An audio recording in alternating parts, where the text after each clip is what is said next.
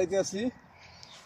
আমাদের এই যে খাজুর গাছের গর্ত করা হয়েছে, এই যে খাজুর গাছ, এটা এখন আর লাগামো। তাই ইনশাল্লাহ এবছর লাগাইলে 2-1 বছর পরে খাজুর হইব। এই খাজুর গাছে খাজুর দেখতে পাবেন। খাজুর আইলে আমাকে দেখামো।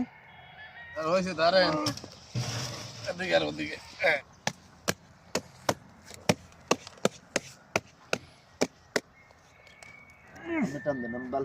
থাম থাম আস্তে আস্তে।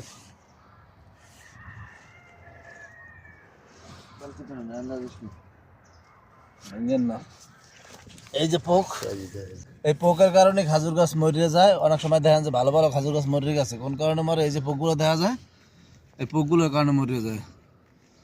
তাই পোকগুলো কি করতে, পোকগুলো বাইর করতে, বাইর করে এই যে ওষুধটা আছে, সাদা ওষুধ আমাদের দেখেন, এই সাদা ওষুধটা দিমু, দিয়ে লাগাইলে ইনশাল্লাহ পোক থাকলে মরিয়ে যাব। এই যে ওষুধটা দিতে আছে আমাদের মামুন ভাই,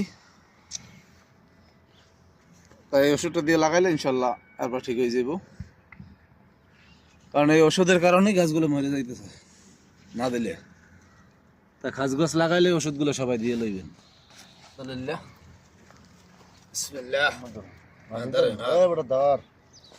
এই যে আমরা গাছটা নামাইতে আছি,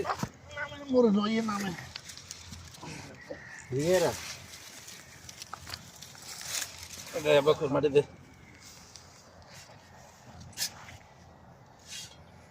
এই যে আমরা গাছটা দিলাম,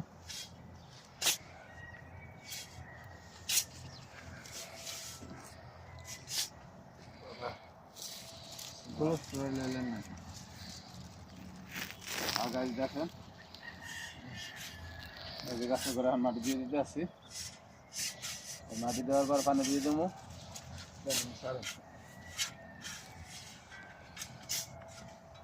কারণ খাজুর গাছ যেই লাগান এই রকমের লাগাইবেন, তাহলে ইনশাল্লাহ হইব।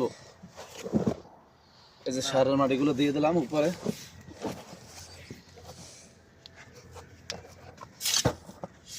এই যে সারের মাটি দিতে আসি, প্রায় হালকা করে দূর থেকে একটু গাদাই দিতে হইব, তারপরে পানি দিয়ে দিব।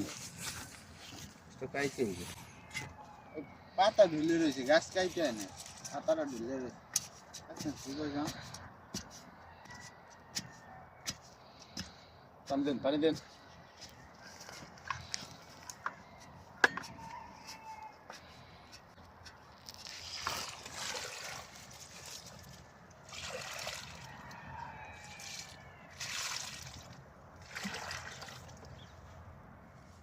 দেখেন মাটি দিয়ে দিতে সাইডে ফুল দিয়ে ঘেরবান দিয়ে দেবো। কারণ ঘেরবানটা দিলে কি হইব, এখানে পানির একটু বেশি প্রয়োজন হলে বেশি দিতে পারবেন, কমের প্রয়োজন হলে কম দিতে পারবেন। যে লাগাই দিলাম, হয়তো নেক্সট ভিডিও আমাকে দিমু যে গাছটা লাগাইছি কেমন হয়েছে না হয়েছে দেখামু। এই যে দেখেন কত সুন্দর চারা, মাশাআল্লাহ, আমার সেই বড় চারা দেখা যাইতে আছে।